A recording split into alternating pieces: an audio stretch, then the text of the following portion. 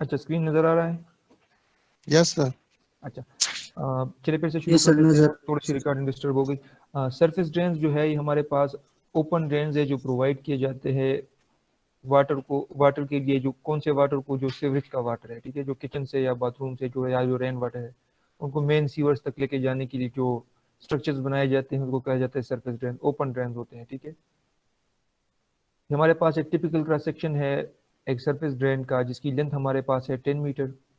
और यहाँ पे क्रॉस सेक्शन में जितने भी डायमेंशंस हमारे पास गिवन है, all dimensions are in millimetre, ठीक है। सारे डायमेंशन जो है ये हमारे पास मिलीमीटर में गिवन है।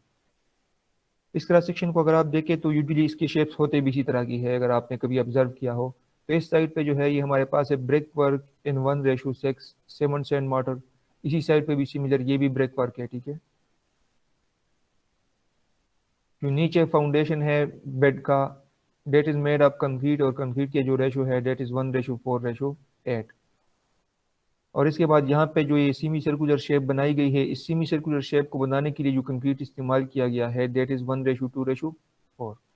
एक हमारे पास यहाँ पे ब्रिक वर्क है, ये हमारे पास है ब्रिक वर्क का, ये हमारे पास कंक्रीट वर्क है, और ये भी कंक्रीट वर्क है, लेकिन दोनों की रेशो डिफरेंट है। फिर इसके ऊपर ये देखे कि यहाँ लिखा गया है 12 मिलीमीटर सीमेंट प्लास्टर 1:4।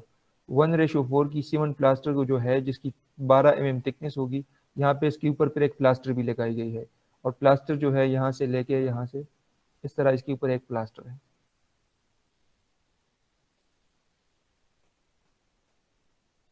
तो 1/1 जो है इस सब चीज़ की हम क्वांटिटी को एस्टिमेट कर लेते हैं। पहले इसकी क्वांटिटी को एस्टिमेट कर लेते हैं, और फिर इसके बाद इसके रेट को फाइंड कर लेते हैं, इसके ऊपर कास्ट कितना आएगा। लेंथ जो है ये हमारे पास गिवन है 10 मीटर। तो यहाँ पे देखिए कि इस पहले शीट में जो है इस कैलकुलेशन ऑफ क्वांटिटीज या एस्टिमेशन ऑफ क्वांटिटीज के शीट में हम पहले नंबर पर यहाँ पे लिख देते हैं सीरियल नंबर, या आप आइटम नंबर भी लिख सकते हैं, जो आप लिखना चाहें। यहाँ पे आप डिस्क्रिप्शन भी लिख सकते हैं, या ये भी लिख सकते हैं कि particulars of items and details of work. कौन डिस्क्रिप्शन का क्या मतलब है? डिस्क्रिप्शन का मतलब ये है कि किस किस्म की काम की बात आप करें, एक्सकेवेशन की बात करें, या ब्रिक वर्क की बात करें, या कंक्रीट वर्क की बात करें। फिर उसके बाद नंबर, फिर उसके बाद लेंथ, वेट, ब्रेथ या वेट दोनों आप लिख सकते हैं, वेट और ब्रेथ दोनों आप लिख सकते हैं, ठीक है। हाइट और डेप्थ, इसके साथ आप ब्रैकेट्स में यहाँ पे यूनिट्स भी लिख सकते हैं कि इसकी यूनिट जो है ये मीटर है। तो इन सब की यूनिट्स अगर मीटर में है तो क्वांटिटी की यूनिट भी आपके पास क्यूबिक मीटर में होगी, लेकिन क्वांटिटी के साथ यहाँ पे यूनिट मेंशन नहीं किया गया। उसकी वजह है कि नीचे जाके अगर आपके पास प्लास्टर का वर्क हो और यहाँ पे आप डायरेक्टली मीटर क्यूब यूनिट लिखते, तो ये सब तो ठीक है कि ये ब्रेक वर्क के सारे यूनिट जो है ये क्यूबिक मीटर में है, लेकिन प्लास्टर चूंकि क्यूबिक मीटर में नहीं होता तो फिर ये गलत हो जाएगा। तो यहाँ पे इसके साथ यूनिट लिखने की जरूरत नहीं है। आप एक्सप्लेनेटरी नोट में इसके साथ अलग से यूनिट लिख सकते हैं कि ये चीज़ आपके पास, ये काम आपके पास क्यूमिक्स में है, या जो पर्टिकुलर टाइप ऑफ वर्क है वो आपके पास कौन से सिस्टम ऑफ यूनिट्स में है। एक्सप्लेनेटरी नोट से आप इसकी जगह यहाँ पे रिमार्क्स भी लिख सकते हैं। दोनों लफ्ज अगर आप रिमार्क्स का लफ्ज यूज कर ले तो भी ठीक है, अगर आप एक्सप्लेनेटरी नोट्स लिखे तो भी ठीक है। तो पहले सरफेस ड्रेन को बनाने के लिए, इस सरफेस ड्रेन को बनाने के लिए ग्राउंड में एक्सकेवेशन करनी होगी। तो ग्राउंड में एक्सकेवेशन कितनी करनी होगी? ग्राउंड में एक्सकेवेशन के लिए हमारे पास कितनी एक्सकेवेशन हम करेंगे? तो एक्सकेवेशन के लिए हमारे पास क्या क्या डायमेंशन होंगे, बताए जरा जी। डेप्थ और वेट। डेप्थ वेट और 60 और 200 सर। डेप्थ वेट और फिर कौन सा और कौन? 3 डायमेंशन चाहिए ना। हाइट एक चाहिए, हाइट एक लेंथ सर। एक हाइट लेंथ चाहिए। डेप्थ और हाइट तो से एक ही चीज हो गई ना। एक लेंथ लेंथ सर। चाहिए, एक वेट चाहिए, और एक डेप्थ चाहिए, ठीक है। लेंथ। तो हमारे पास जो वेट है, वेट हमारे पास कितनी है? वेट जो है ये हमारे पास है, देखिए 100 यहाँ से यहाँ तक है, फिर 200 यहाँ से यहाँ तक, फिर 100 यहाँ से यहाँ तक, यानी टोटल जो है ये हमारे पास 400 का बराबर है। तो 400 मिलीमीटर जो है, this is the total weight, ठीक है। और जो टोटल डेप्थ है हमारे पास, टोटल डेप्थ हमारे पास जो है डेट इज 280 280, यानी 280। तो 280 जो है हमारे पास टोटल डेप्थ है 280 मिलीमीटर का। तो इतनी जमीन में इतनी एक्सकेवेशन हम करेंगे, इस स्ट्रक्चर को बनाने के लिए जमीन में इतनी एक्सकेवेशन करनी होगी। तो लेंथ जो है ये हमारे पास गिवन है कि दिस इज 10 मीटर। वेट जो है ये हमारे पास है 400 मिलीमीटर का बराबर, यानी 0.4 मीटर का बराबर। डेप्थ जो है ये हमारे पास बराबर है 280 मिलीमीटर यानी 0.28 मीटर का बराबर। यूनिट्स तो मैंने एक जैसे लिखने हैं ना, ये मीटर में है तो इसलिए ये दोनों भी मुझे मीटर में लिखने पड़ रहे हैं, ठीक है। तो और क्वांटिटी हमारे पास कितनी होगी? क्वांटिटी हमारे पास सिर्फ एक ही होगी क्योंकि एक ही ड्रेन है, इसके लिए हम एक्सकेवेशन कर रहे हैं। तो क्वांटिटी हमारे पास 1, लेंथ हमारे पास होगा 10, विड्थ हमारे पास होगा 0.4 और डेप्थ हमारे पास होगा 0.28। This value multiply by this value multiply by this value, इन तीनों वैल्यू को ज़रब करें, आपके पास वैल्यू आ जाएगी 1.12। और यहाँ पे एक्सप्लेनेटरी नोट्स में इसके साथ आप लिख सकते हैं क्यूमिक्स, यानी इसका यूनिट जो है ये क्यूबिक मीटर। सर इसमें तो हम डिडक्शन करेंगे। जी, किस चीज़ की डिडक्शन? सर ये दरम्यान में जो रास्ते होते हैं, मतलब पानी जहाँ से पास होते हैं ना, ये जगह तो इंक्लूडेड नहीं है ना ये क्वांटिटी? जगह ये हम एक्सकेवेशन की बात करें तो एक्सकेवेशन के लिए आप ज़मीन को एक्सकेवेट कर रहे हैं, यस सर, समझ। ज़मीन को हम एक्सकेवेट कर रहे हैं। ये यहाँ पे अगर यहाँ पे किस तरह से हम रेत को छोड़ सकते हैं और नीचे की जगह एक्सकेवेट कर सकते हैं, ठीक है। अच्छा, फिर इसके बाद ब्रिक वर्क की तरफ देखें कि ब्रिक वर्क की क्वांटिटी हमारे पास कितनी होगी। तो ब्रिक वर्क को फाइंड करने के लिए हमें चाहिए लेंथ, विड्थ और डेप्थ। हमारे पास इस ब्रिक वर्क के ब्लॉक को देखें कि ये हमारे पास ब्रिक वर्क है, तो लेंथ कितना होगा बताइए जरा। Length will be, sir 10 metre होगा ना सर? लेंथ हमारे पास होगा लेंथ हमारे पास होगा 10 मीटर, ठीक है जी। विड्थ कितना होगा, डब्ल्यू कितना होगा? सर ये 0.1 0.1 होगा। और डेप्थ? सर 0.2। विड्थ जो है ये हमारे पास 100 मिलीमीटर का बराबर है, ये देखें यहाँ पे, तो ये हमारे पास बराबर हो जाएगा 0.1 का। और जो डेप्थ है वो हमारे पास यहाँ पे देखिए कि डेप्थ हमारे पास जो गिवन है, ये देखिए यहाँ पे कि 200 गिवन है डेप्थ, तो डेप्थ हमारे पास जो है ये 200 मिलीमीटर है यानी 0.2 मीटर, ठीक है। ये हमारे, और एक साइड इस साइड पे भी ब्रिक वर्क है और इसी तरह इस सेक्शन में इस साइड पे भी सेम सिमिलर टाइप का ब्रिक वर्क है। तो क्वांटिटी हमारे पास कितनी हो जाएगी? 2। तो यहाँ पे जो तादाद है नंबर्स है, तो नंबर्स में हम लिख देंगे कि तादाद हमारे पास 2 है, ठीक है। लेंथ हमारे पास 10 मीटर की बराबर है, विड्थ हमारे पास 0.1 और डेप्थ हमारे पास 0.2 की बराबर है।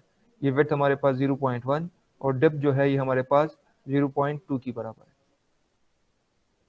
तो दिस वैल्यू तादाद से भी ज़रब करना होगा टोटल ब्रिक वर्क की क्वांटिटी को फाइंड करने के लिए। इन चारों वैल्यू को मल्टीप्लाई करें, आपके पास ये वैल्यू आ जाएगी 0.40 cubic metres. Is it clear? Yes sir. अच्छा, तो एक्सकेवेशन हो गया, इसके बाद ये ब्रिक वर्क की बात हो गई कि हमारे पास इसमें ब्रिक वर्क जो है ये कितना है। अब कंक्रीट फाउंडेशन की तरफ देखिए कि हमारे पास कंक्रीट का जो वर्क है वो कितना है। तो कंक्रीट के वर्क को फाइंड करने के लिए हमें लेंथ चाहिए, विड्थ चाहिए और डेप्थ चाहिए। लेंथ हमारे पास कितनी है? 0.4। लेंथ हमारे पास कितनी है इस ड्रेन का?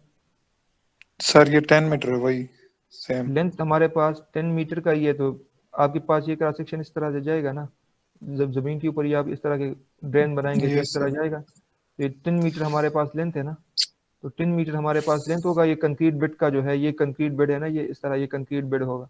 तो ये कंक्रीट बेड जो है ये इसकी लेंथ 10 मीटर है। विड्थ हमारे पास कंक्रीट बेड की कितनी है? 0.4। विड्थ जो है ये हमारे पास 400 मिलीमीटर का बराबर है, यानी 100 + 200 + 100 यानी 400 मिलीमीटर। तो 400 मीन 0.4 मीटर। और डेप्थ जो है ये हमारे पास किस चीज़ की बराबर है? डेप्थ जो है ये हमारे पास 0.08। 0.08 का बराबर होगा, ठीक है। क्योंकि 80 मिलीमीटर है तो 80 मिलीमीटर को जब आप मीटर में लिखेंगे 80 मिलीमीटर को, तो ये हमारे पास बराबर होगा 0.08 मीटर का। तो ये हमारे पास हो गया डेप्थ, ये हमारे पास हो गया विड्थ और लेंथ हमारे पास है 10 मीटर। और ये इस कंक्रीट की हम बात करें, देखिए इस कंक्रीट वर्क के,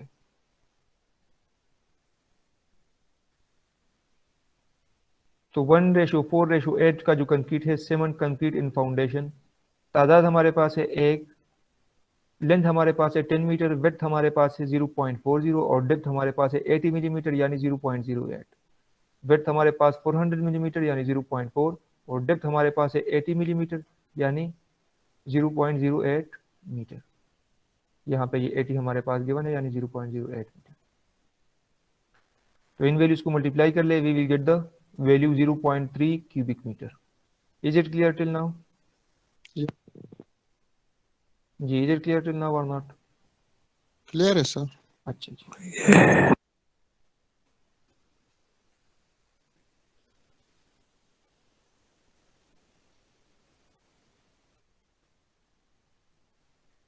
अच्छा, अब यहाँ पे देखिए कि इस चीज की, अब ये कंक्रीट की ये क्वांटिटी भी हमने एस्टिमेट करनी है।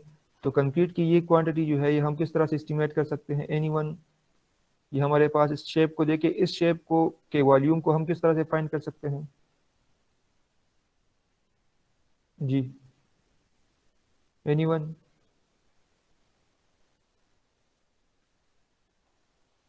ये हम सर ट्रायंगल में ये नहीं। सर जी मंगा स्क्वेयर जोड़ को आगे के बाद मंगा सर्कल जोड़ को भी माइनस दिस मने यहाँ पे देखिए, अगर हम इस तरह करें कि सेमी सर्कल। देखिए यहाँ पे, एक मिनट, ये रेड कलर थोड़ा सा,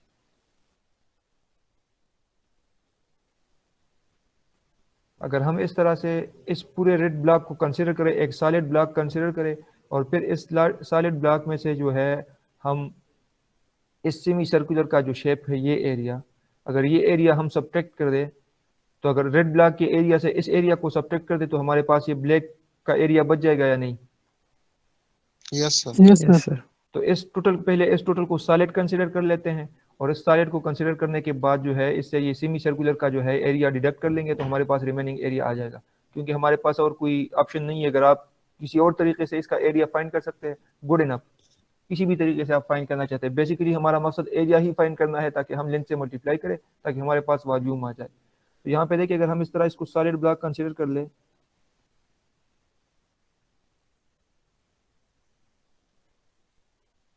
अगर इसको हम एक सॉलिड ब्लॉक इस तरह से कंसिडर कर ले, तो इस सॉलिड ब्लॉक का जो है, इसके बाद हमारे पास वेट कितना होगा? ये वेट हमारे पास होगा 200 मिलीमीटर का, ठीक है, यानी 0.2 मीटर का हमारे पास इस सॉलिड ब्लॉक का वेट होगा। लेंथ तो हमारे पास 10 मीटर गिवन है। इसका डेप्थ कितना होगा? यहाँ पे देखिए कि ये 100 मिलीमीटर हमारे पास एक रेडियस गिवन है। ये सिमिलर सर्कुलर शेप जो है इस तरह इसके बेस के साथ टच हो रही है, ठीक है।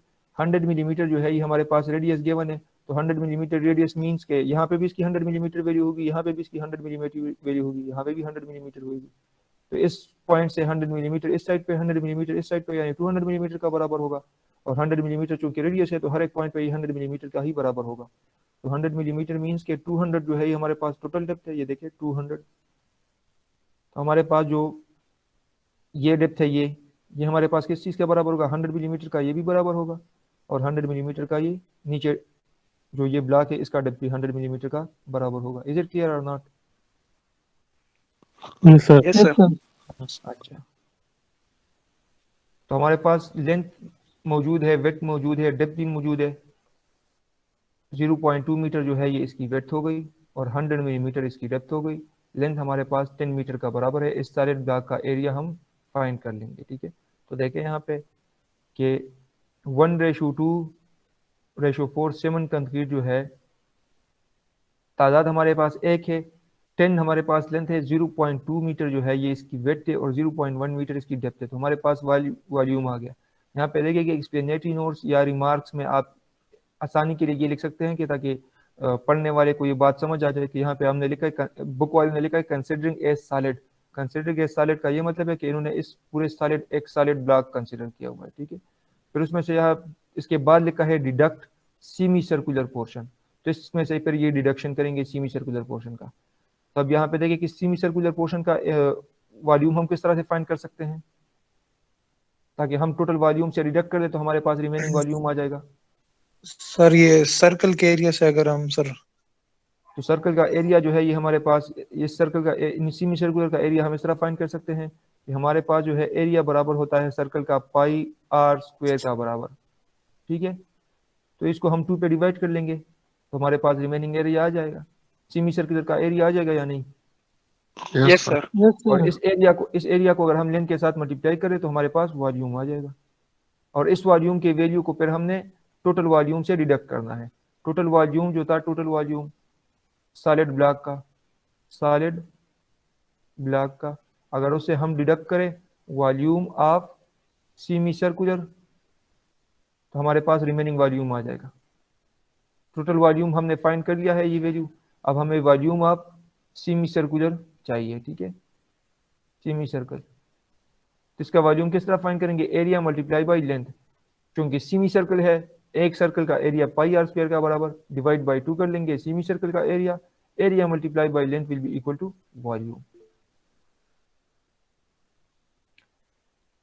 लेंथ हमारे पास है 10 मीटर, एरिया आप हमारे पास बराबर होगा, यहाँ पे देखिए ये 1 डिवाइडेड बाई 2, ये फिर लिखा गया है 5, ये मल्टीप्लाई बाई, और आर की वैल्यू यहाँ पे लिखी गई है, ठीक है, 0.1 स्क्वायर।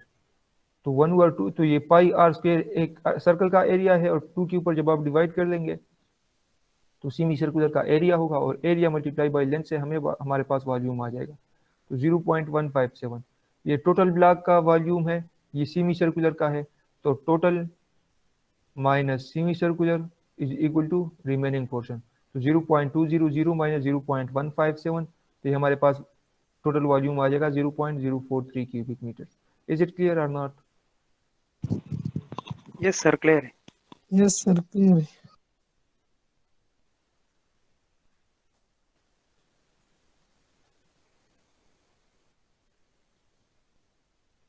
ये हमारे पास टोटल ब्लॉक था, टोटल ब्लॉक के वॉल्यूम को पहले फाइंड कर लिया, और फिर उसमें से इस सेमी सर्कुलर पोर्शन का वॉल्यूम डिडक्ट कर दिया, तो हमारे पास ये जो रिमेनिंग शेयर एरिया है इसकी वॉल्यूम हमारे पास फाइंड हो गई। यहाँ पे ये बात देखें कि ये मुकम्मल तौर पर इस नीचे सरफेस के साथ टच है, ठीक है, तभी हमारे पास ये रेडियस 100 का बराबर है।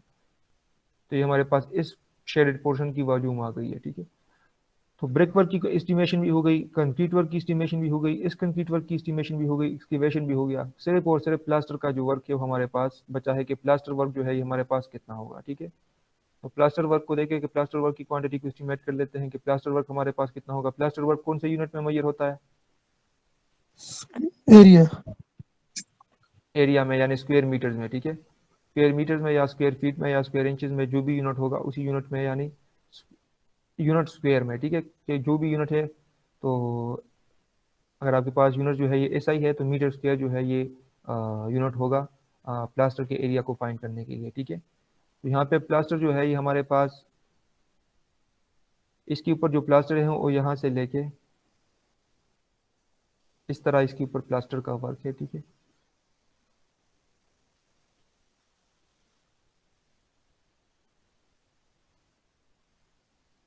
ये हमारे पास इसके ऊपर इस तरह प्लास्टर का वर्क है, इस रेड पोर्शन के ऊपर भी प्लास्टर का वर्क है, और इस ब्लैक पोर्शन के ऊपर भी प्लास्टर का वर्क है।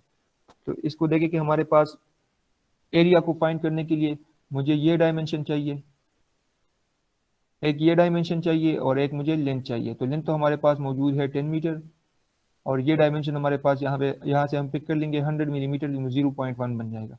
तो इसके ऊपर भी प्लास्टर का वर्क है, इसी तरह इस साइड के ऊपर भी प्लास्टर का वर्क है। तो इस सरफेस का एरिया किस तरह फाइंड करेंगे? लेंथ के साथ इसकी ये डेप्थ मल्टीप्लाई कर देंगे, लेंथ के साथ डेप्थ मल्टीप्लाई करेंगे या नहीं जी? जी, इस दीवार का सरफेस को कैलकुलेट करने के लिए कि इसके ऊपर कितनी प्लास्टर का वर्क हमने करना है, तो इसकी एरिया को किस तरह फाइंड आउट करेंगे?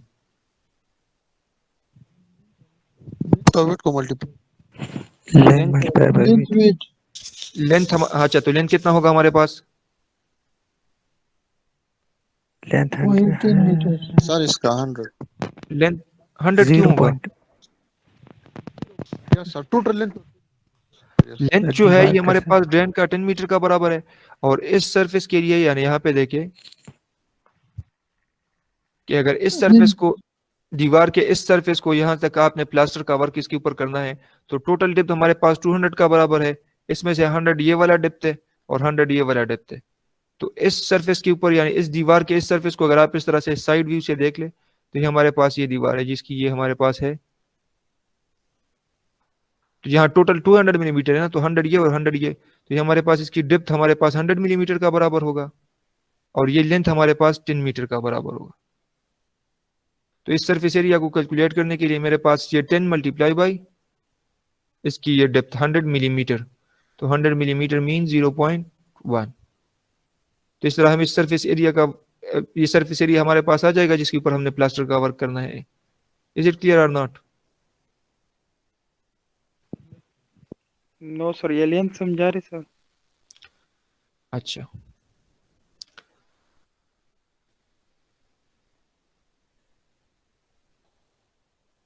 Prepare an estimate of surface drain for 10 metres length. 10 metre जो है ये हमारे पास इस सरफेस ड्रेन की लेंथ है, यानी ये सरफेस ड्रेन जो ज़मीन के ऊपर है, ज़मीन में है, इसकी लेंथ हमारे पास है यहाँ इस तरह 10 मीटर तक ये ड्रेन होगी ना। ये क्रॉस सेक्शन है, इसकी लॉन्ग सेक्शन पूरा का अगर 3 डायमेंशनल व्यू हम बनाएं तो ये हमारे पास 10 मीटर जो है ये इसकी लेंथ है। तो लेंथ हमारे पास 10 मीटर गिवन है। इस ब्रिक वर्क का लेंथ भी इस तरह 10 मीटर का होगा। इसको फाइंड करने के लिए ये ब्रिक आपके पास इस, तो लेंथ हमारे पास टोटल ड्रेन का कितना है 10 मीटर, ठीक है। Yes sir. और अब प्लास्टर के वर्क को कैलकुलेट करने के लिए, तो प्लास्टर है, प्लास्टर हमारे पास यहाँ पे इस तरह से, ये हमारे पास है प्लास्टर का वर्क, ठीक है, यहाँ से लेके यहाँ तक इस तरह। तो अब ये सरफेस एरिया किस तरह फाइंड करेंगे, this dimension multiply by the length. इसी तरह जो ये सरफेस एरिया है ये वाला, इस length multiply by this dimension.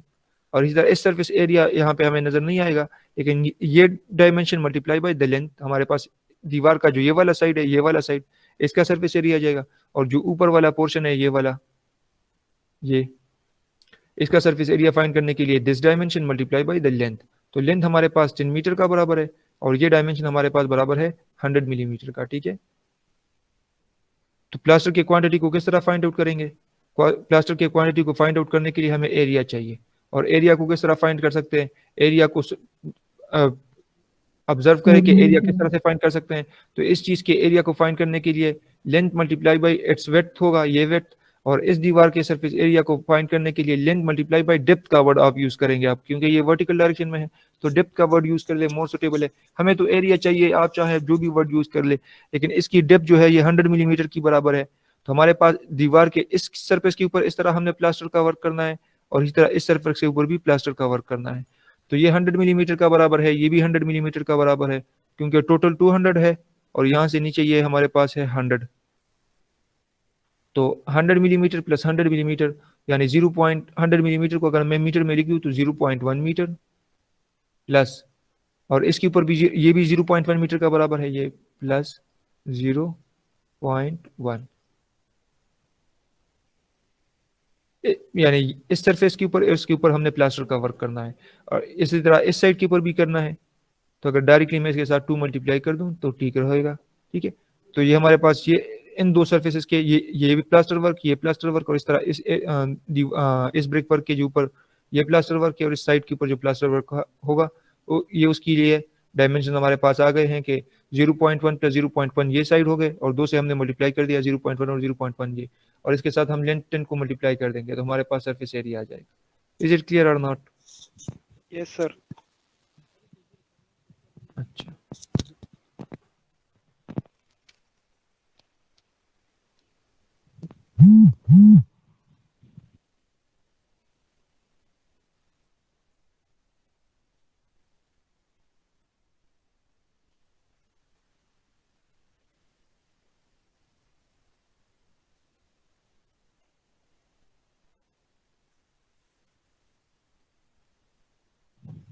अच्छा, तो ये हमारे पास प्लास्टर वर्क जो है इन जगहों के लिए प्लास्टर वर्क्स हो गए हैं, ठीक है।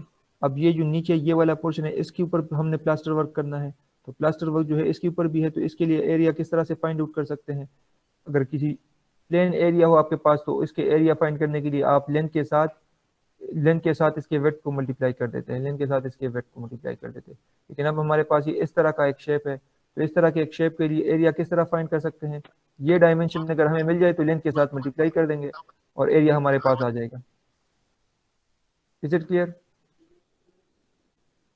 अगर इस डायमेंशन के, तो ये डायमेंशन हमारे पास किस चीज का बराबर होगा, circumference 2 pi r divide by 2। हाँ, सर्कमफेरेंस ऑफ अ सर्कल जो है, एक सर्कल का सर्कमफेरेंस जो है ये हमारे पास 2 पाई r का बराबर है, क्योंकि ये यहाँ पे सेमी सर्कुलर है तो हमारे पास ये पाई r का बराबर होगा। ये टोटल 2 पाई r का बराबर है, तो 2 pi r divide by 2 is equal to pi r। तो पाई r जो है ये हमारे पास ये डायमेंशन आ जाएगा, इसकी ये लेंथ आ जाएगी। तो इसको लेंथ के साथ मल्टीप्लाई कर देंगे तो हमारे पास इसके लिए प्लास्टर वर्क आ जाएगा। तो नीचे देखिए यहाँ पे इन्होंने कंबाइंड यहाँ पे लिखा हुआ है, लेंथ जो है ये हमारे पास है 10 मीटर। जो सर्कुलर पोर्शन है उसके लिए हमारे पास जो डायमेंशन होगा that is pi r, pi into r, क्योंकि 2 पाई r जो है ये टोटल सर्कल का सर्कमफेरेंस है। यहाँ पे चूंकि ये सेमी सर्कुलर है तो सेमी सर्कुलर का सर्कमफेरेंस जो है ये 2 पाई r डिवाइड बाई 2 का बराबर होगा, तो 2 pi r divide by 2 is equal to pi r। तो यहाँ पे हमने लिख दिया पाई r। आर रेडियस है, रेडियस हमारे पास गिवन है 100 मिलीमीटर का, देखिए यहाँ पे 100 मिलीमीटर का ये हमारे पास गिवन है, तो 100 millimetre is equal to 0.1 metre. तो ये वैल्यू मल्टीप्लाई कर देंगे तो ये semi circular portion 10 multiply by this value, तो इस सेमी सर्कुलर पोर्शन के लिए हमारे पास एरिया आ जाएगा, और जो रिमेनिंग पोर्शन है सेमी सर्कुलर के अलावा ये वाला this portion and this portion, तो 0.1 प्लस 0.1, 0.1 0.1 ये भी है और 0.1 0.1 ये भी है, तो 0.1 प्लस 0.1 और इसके साथ डायरेक्टली 2 मल्टीप्लाई कर देंगे क्योंकि इस साइड पे भी है और इस साइड पे भी है। तो यहाँ पे देखें कि इसके साथ एक 0.1 प्लस 0.1 और इसके साथ डायरेक्टली 2 मल्टीप्लाई कर देंगे, ये दोनों वैल्यूज भी मल्टीप्लाई कर दें।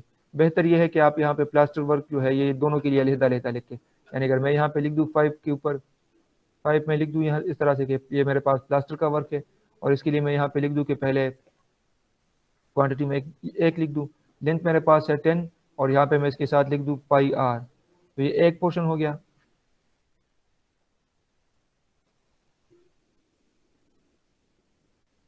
और फिर इस तरह से यहाँ पे ये 10 लिख दूँ और फिर जो है यहाँ पे इसके साथ ये दूसरा डायमेंशन लिख दूँ कि इसके साथ मैंने ये वाली वैल्यू मल्टीप्लाई कर दी, यहाँ पे कुछ नहीं लिखूँ, इन्होंने एक ही जगह पे दोनों को प्लेस किया हुआ है, तो दोनों इस तरह भी आप कर सकते हैं, इंडिविजुअली भी आप लिख सकते हैं, फिर दोनों वैल्यूज को ऐड करना है, ठीक है। अभी भी इन्होंने इन दोनों वैल्यूज को ऐड किया हुआ है, तो this value multiply by this and this value multiply by this, दोनों को प्लस कर ले, हमारे पास वैल्यू आएगी 1.27 और यहाँ पे इसके साथ रिमार्क्स में या कमेंट्स में लिख दे square metre. Is it clear till now और नॉट? यस सर, क्लियर है। Yes sir. तो सब क्वांटिटीज हमारे पास, सारे क्वांटिटीज की, एक मिनट इसके ऊपर ये लिखाई बहुत ज्यादा हो गई है,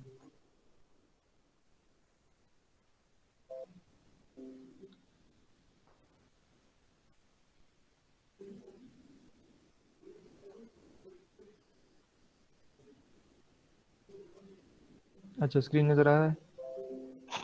यस सर। Yes sir. अच्छा, तो सारे क्वांटिटीज की एस्टिमेशन हो गई है। कौन कौन से क्वांटिटीज थे हमारे पास?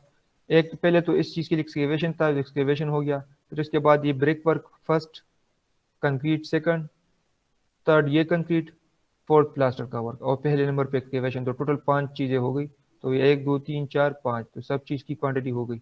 अब इसके एब्स्ट्रैक्ट ऑफ एस्टिमेटेड शीट बनानी है, तो एब्स्ट्रैक्ट ऑफ एस्टिमेटेड शीट को किस तरह से बना सकते हैं, ये हमारे पास एब्स्ट्रैक्ट ऑफ एस्टिमेटेड कास्ट को किस तरह से डेवलप कर सकते हैं। तो एस्टिमेटेड कास्ट में पहले यहाँ पे हम लिख देते हैं सीरियल नंबर या आइटम नंबर, फिर उसके बाद यहाँ पे हम लिख देते हैं डिस्क्रिप्शन ऑफ वर्क, कौन से किस्म की काम की हम बात कर रहे हैं, तो या ये भी आप लिख सकते हैं name of items and details of work. फिर इसके बाद क्वांटिटी, फिर क्वांटिटी का यूनिट, फिर रेट का यूनिट और फिर टोटल अमाउंट। ऑलरेडी हमने इस तरह के BOQ शीट्स जो है ये पूरे सेमेस्टर में डिस्कस किए हुए हैं। तो अर्थ work and excavation, brick work, concrete work, cement concrete 1:2:4 वाला जो सेमी सर्कुलर पोर्शन में था, और ये तो 5 क्वांटिटीज है हमारे पास, उन सब की यहाँ पे हमने डिस्क्रिप्शन लिख दिया, और ये सारे क्वांटिटीज की वैल्यू जो है ये ऑलरेडी हमने यहाँ पे फाइंड किए हुए हैं।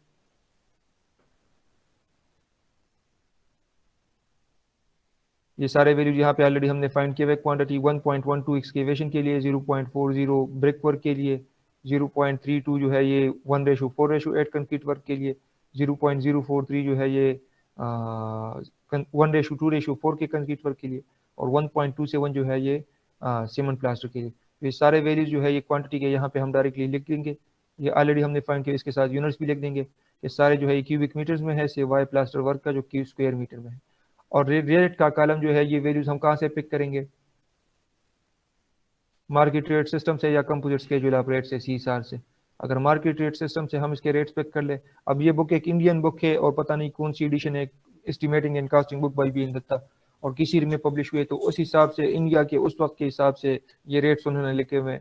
अगर हमने रेट यहाँ पे लिखने हों तो हम रेट्स पिक करेंगे मार्केट रेट सिस्टम से, ठीक है। मार्केट रेट सिस्टम में हमारे पास जो है ये सारे रेट्स मेंशन है, यानी परस करें अर्थ वर्क एक्सकेवेशन की तरफ अगर हम देखें तो वेट अ मिनट,